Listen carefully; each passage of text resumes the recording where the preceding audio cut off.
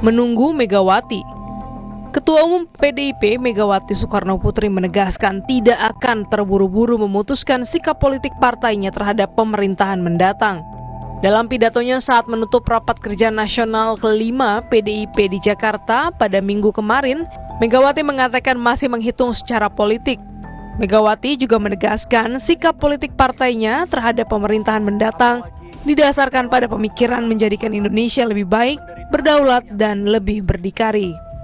Pernyataan itu disampaikan Megawati setelah Rakernas memberikan wewenang penuh kepada Ketua Umum PDIP untuk menentukan sikap politik partai terhadap pemerintahan mendatang.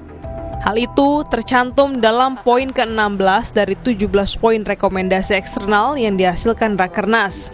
Keputusan Megawati untuk tidak terburu-buru memutuskan sikap politik PDIP terhadap pemerintahan Prabowo Subianto Gibran Rakabuming Raka tak terlalu mengejutkan. Pasalnya, putusan itu akan punya dampak politik luas sehingga memang harus dihitung dengan matang.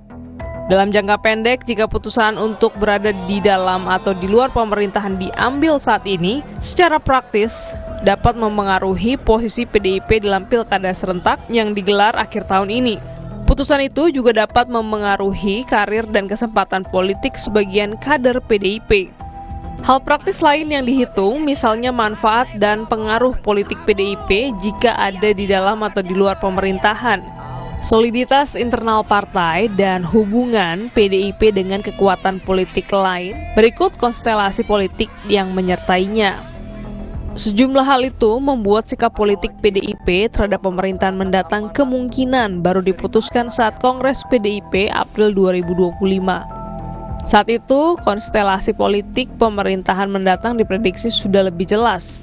Sambil menunggu keputusan Megawati terkait posisi politik PDIP terhadap pemerintahan mendatang, menarik untuk melihat poin-poin rekomendasi lain yang dihasilkan Rakernas, misalnya penyempurnaan sistem perekrutan, pelatihan, kaderisasi, dan penugasan partai. Dorongan untuk solid bergerak menjalankan program kerakyatan, tugas kepada fraksi PDIP untuk mendesak pemerintahan menurunkan mahalnya biaya pendidikan tinggi atau mendesak pemerintah menyelesaikan sengketa tanah adat dengan penuh rasa keadilan.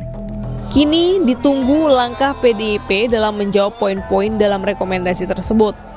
Poin-poin itu sedikit banyak mencerminkan dua masalah yang secara umum dihadapi partai politik di tanah air saat ini, yaitu terkait institusionalisasi partai serta bagaimana partai hadir dan turut menjadi solusi dari masalah yang dihadapi rakyat.